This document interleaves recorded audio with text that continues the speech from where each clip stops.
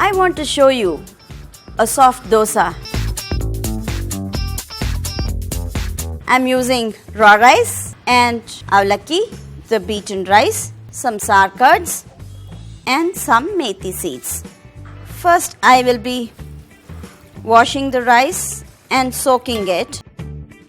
Where I want the rice to be washed thrice and a clear water should come.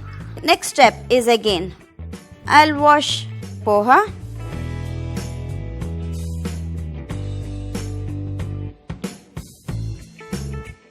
I will now soak the methi seeds, the fenugreek seeds, and for this washed beaten rice, I shall add some sour curds. Here, it again depends on the temperature outside. If it is summertime, definitely not to use sour curd.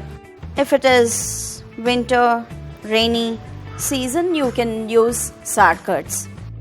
I will soak this for 4 hours and then grind it to a paste. After soaking it for 4 hours, I have drained the water and adding the yogurt and the beaten rice mixture. I'll mix these two. In a blender or in a grinder, I would just grind methi seeds first and then add this mixture and make it to a fine paste.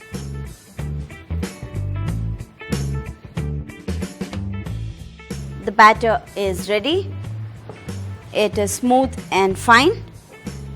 I will sprinkle some salt and allow this to ferment for at least 8 hours. I have this fermented batter, fluffy and fermented well. Now it's ready to make dosas.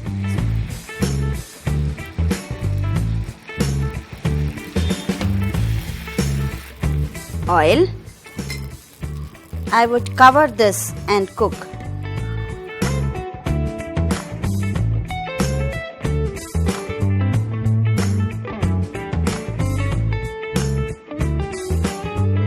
A soft dosa ready to serve. For more recipes, like and subscribe SPL Foods.